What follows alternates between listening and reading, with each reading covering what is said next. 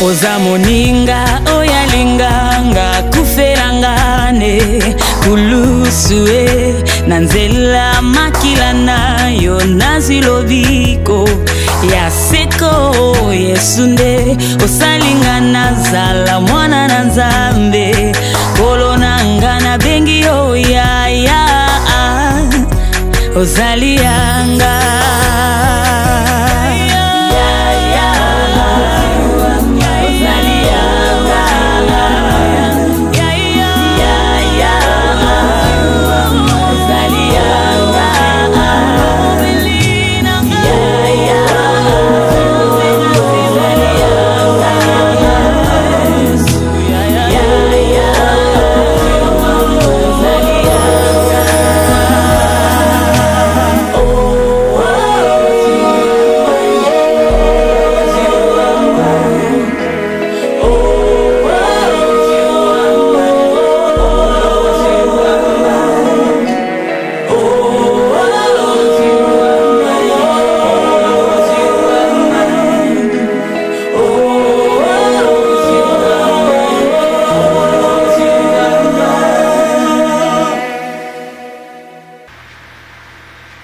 Bonjour ou bonsoir, cela dépend de l'heure à laquelle vous êtes en train de regarder cette émission. Na bino ba téléspectateurs, il y a David événement télévision. Merci pour la réaction na bino ya kitoko otozui ko utana ba un peu partout au monde, en France, na Danemark, en Afrique du Sud, na Congo Kinshasa, Congo Brazzaville, PA en Nigeria, un peu partout au monde. Merci pour vos réactions, pour nous encourager biso, pour aider bino, pour éduquer bino, na ba maladie oyo biso tozo kutana nango mingi, et spécialement na ba pays oyo bito information et tambola malamu nengite. Alors la fois dernière to belaki mambetelaki AVC. Toujours le belaka kandenge nini ya ko reconnaître yango à temps et puis ndenge nini ya ko se faire soigner. Lelo to kolobela eloko to bengi tuberculose. Tuberculose ezanini to komekamo muke ko limbola yango et puis cause nango ni nango ekozaka yango to kaka tuberculose ni nango penza esana ke mutaza na tuberculose et puis un peu de ça ndenge nini okoki komona yango physiquement na nzoto ya mutu. Donc, les toujours la cause, toujours la peine à cause de prévenir. Alors, je donne un exemple. Au moni, au comico toussé, aux autres toussé, kotoso, mais dis-moi qui sinon à koso, mais qui met mon keb antibiotique, mais aux hommes qui koso et ça aussi la gâté. Alors, il faut réellement au fanda, au mitala, au loba. Mais non, n'engeza boyena continuer à se faire soigner. Là qui a trouvé docteur, peut-être que et cause à la paix bandélipé à la tuberculose. Dans le but que pour ce que sonyoso et elle a tuberculose non. Alors pour nous définir en gros tuberculose et elle bongo maladie moko to bengi na lopoto maladie infectieuse. C'est-à-dire ils ont maladie moko moto akoki kozwa yango. Et wuti bongo na microbe moko to bengi mycobacterium ou bien bacille moko tuberculeux. Donc, et on est à l'opoto, dans le baki vraiment na ba émission yo, non ça là un grand effort dans le barapenza, dans lingala wa ya pété, parce que les conférences scientifiques pour tout le jargon médical, les a pour aider surtout la population, ba comprendre makamsu so ba mo ba éviter. Alors, faut que bacille oyo eza ko causer tuberculose, o to bengi bacille tuberculeux. Isabongo na lopoto to bengo mycobacterium. Alors on a quoi expliquer en côté, bola na kana ndenge boyoki, mais boka ngaka ke eza causé eza maladie mo oyo mutaro ko zwa ko wuta et pas ya moto mususu pe yepe na nzoto ya moto mususu. Alors eza na ba type belé. Eza na ba type o emona naka, donc ba microbe wana mona mingi pa ya batu. Mususu pe mona na pas ba nyama. Mususu ezalaka ba type moko intermédiaire. Oyo mo n'avait pas ya batu ya ngone na lobby ya ngone babenge mycobacterium tuberculosis place combo ya tuberculose aussi. oyo sikoyo euti na banyama yango nde ya lima ya Mycobacterium bovis.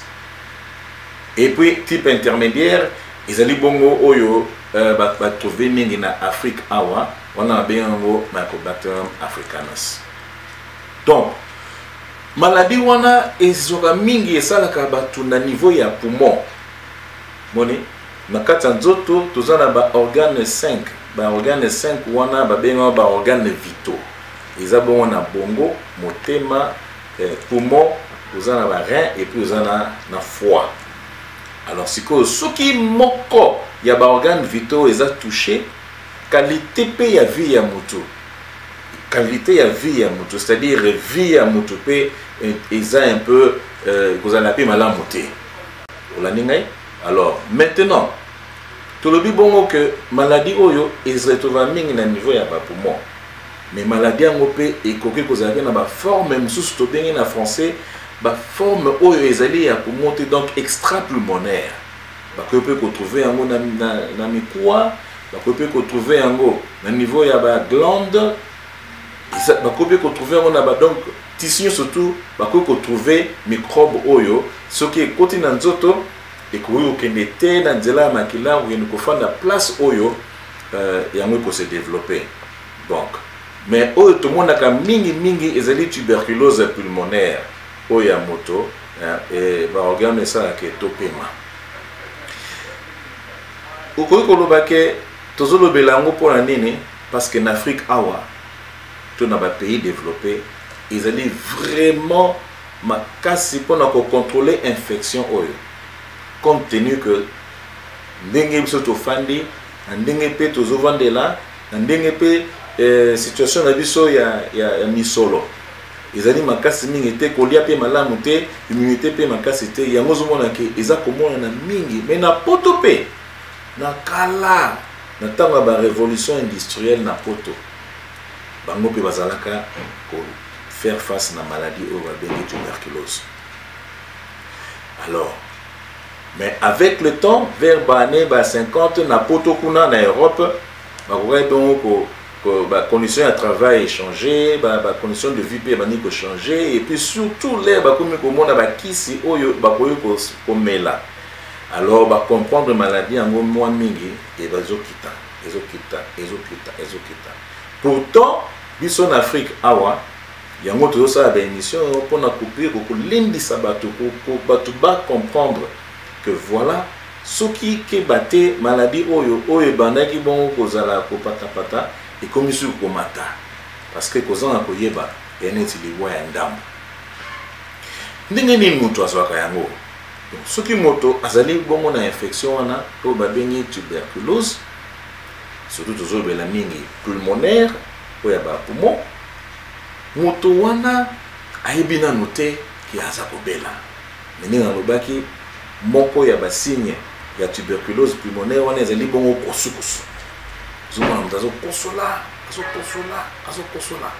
Siko na moment moto azo kosola. Bi na moment azako éternuer. Bi na moment oyo moto na azo ba na mungu makasi ndenge nazoloba awa. Bat musoba bazoloba omoni mwasoi etangi. Siko na mupepe wana surtout ceux qui place gozali ezali vraiment ventiler malamu mingi te. Dans ça dit ventiler ça veut dire que mupepe za koleka mingi te. Ba kutele tu wana moi mupepe wana eza déjà na niveau eza déjà infecté. Alors au mona moto akopema moi mupepe wana akokipe ko développer plus tard tuberculose. Ozomona ke na bato bafanda kaneti na chambre moko ya mokeboye bato baza soki 8 na 4 soki moko na bango za tuberculose et que ventilation ya place wana ezali malamu te ba onso batikali baza na danger ya kozo yango. Donc ozomona que ezo marape ndenge nini soki muta kosoli a utiliser mouchoir te na niveau ya maboko ekozala pe eza infecté yo pe sembo ta maboko avant olia osukoli maboko te ole okoki pe kozwa tuberculose. Donc à partir pe ya ba salive ya moto ndenge mbote ya mindele ndenge epesamaka mutakoyi pe kosala nini kozwa pe tuberculose. Donc vous voyez que les ali maladie moko ou ils ali tellement contagieux que il faut moto eba.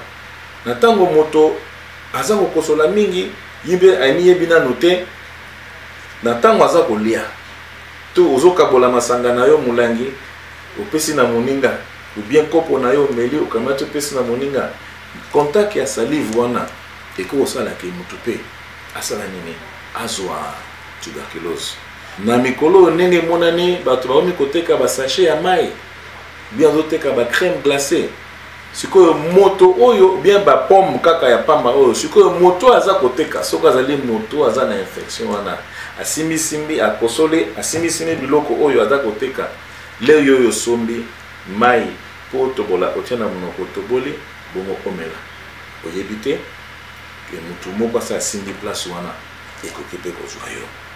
Donc ezali maladie moko oyo esengeli vraiment moto nyonso ayeba ndenge nini okoki reconnaître que kosu oyo ezomona lokola eza mwa mbeba. Donc na ba signe clinique ya moto ndenge moto aza komonana toza na eloko tobina lopoto toza na ba 3T na 3A. T ya liboso ezali bongo la toux kosu wana moto aza kokosola ekobimisa pe bakrasha nde bakrasha ezobima bakrasha wana mpe kozala mpe na mwa to makila pe te wana yali eloko ya liboso kosu ya mibale te ya mibale ezali bongo température élevée ozomona moke te ondire malaria ozomona moke te mwa nzoto moto na kosu wana. Et ya misato te ya misato ezali soki moto ake kolala na butu omoni aza kotoka transpiration surtout ya butu leo olamuki na tongo omoni dra na yo ezali ya kopola omoni place olali onire babwaki mai. Alors biloko misato oyo eza ba 3 oyo ya misato ya te bien obiana la toux, la transpiration surtout nocturne na la température élevée. Alors ba a oyo eza misato wana ezali aya liboso anorexie elakisi moto azokoka kolia te bazopesa ye biloko aza na appétit ya kolia te yango nde tobengi anorexie. Aya mibale ezali bongo moto azolia bien te akomi komaigrir amaigrissement moni moto wana nzoto eza kokonda ye comme azolia te nzoto pe eza kokima ye. Et puis aya misato ezali oyo tobengi bongo asthénie to kolemba ya nzoto. Soki moto afandi amoni ba signe 6 oyo tobengi 3T na 3A na nzoto na ye kimambango epai ya monganga pona nini po atala malamu est-ce que ezali tuberculose te. Good morning or good evening, depending on the time you are watching us all over in the world. We have reaction coming from Denmark, coming from so many countries in South Africa, in France, in Congo, Kinshasa, Congo, Brazzaville. We had a lot of reaction and then advising us on how to help you better, inform you, health educate you better.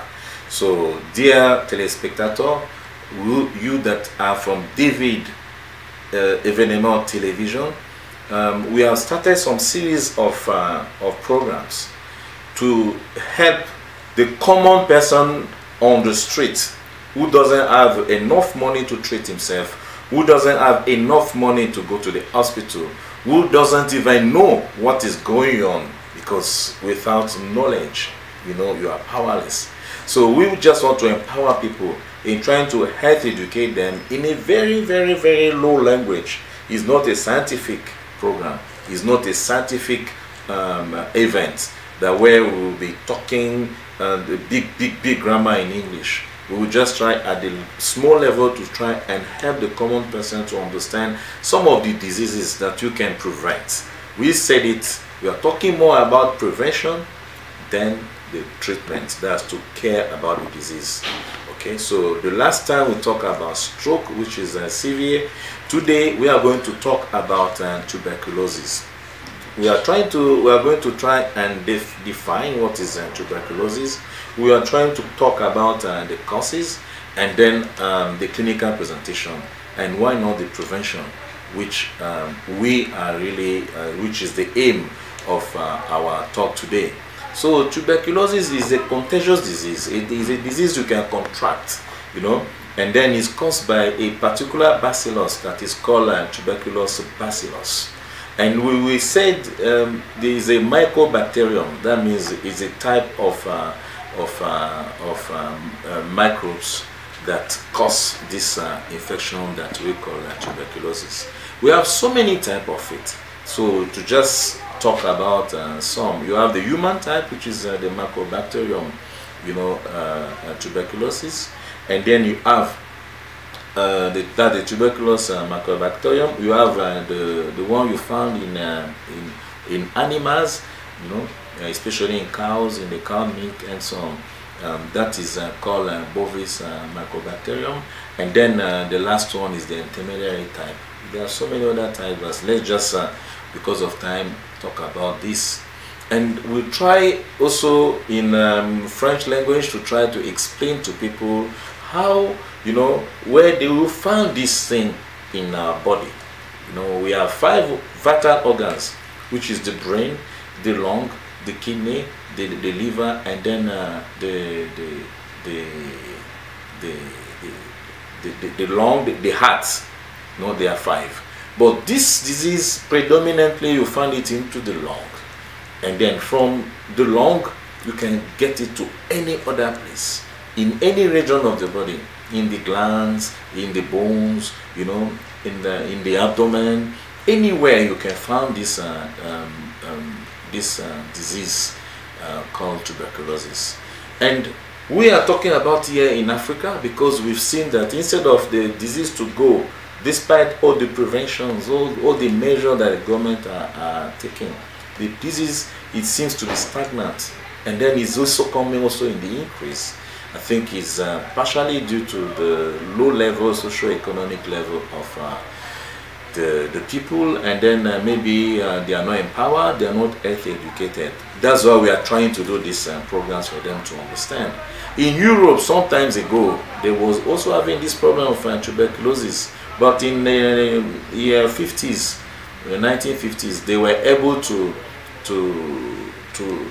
ameliorate their condition of living, and then also their level of socio-economic level, and then they were able to get some drugs to treat. That's why the disease has backward, has, you know, gone a little bit backwards. We say, how can you contract it? Because when we talk more about the pulmonary type, how do you contract it?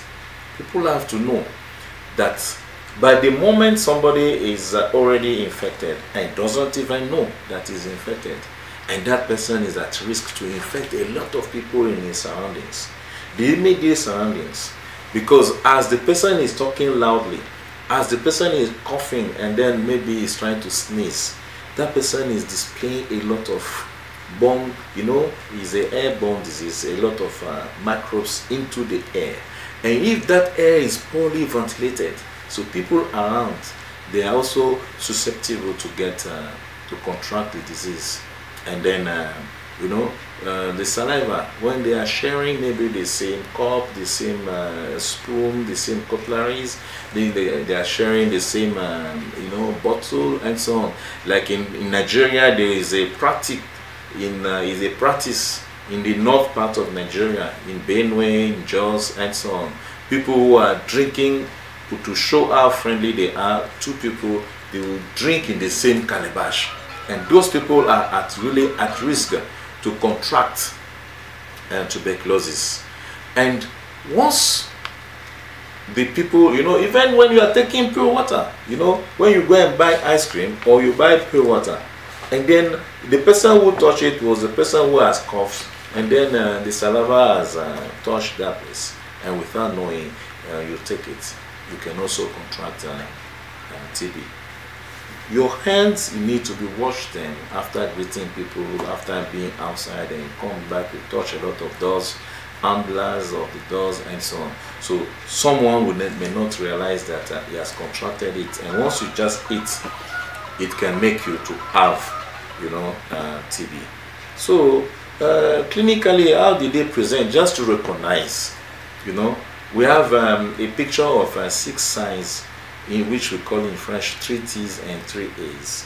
You know, the first T is a kind of cough. You see, these are the people that usually they cough, and then the cough may be productive of sputum, either with blood stain also in the sputum, and then that's the cough. These people can also have a temperature that is elevated. They can also have a sweat, a nice sweat. The 3 A's, they may be anorexic. That means they have no appetite to eat, they are losing weight, and then they are so weak. Once these signs are there in you, don't hesitate to quickly go to any advice center, TB center, or to the hospital, so that they can check you properly. They can do some investigations, they can do a chest X-ray for you, and then to be able to examine you properly, to check also what is happening into your sperm, especially the early morning one, to check if they can get this Mycobacterium, this bacillus inside your sputum. In doing so, many people around you, they can also be spared from contracting tuberculosis.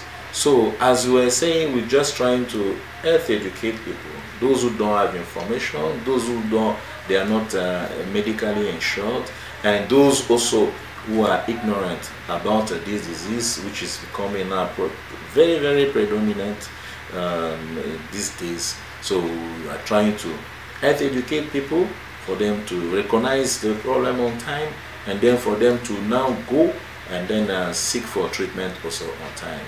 So we hope that we cannot meet all your expectations.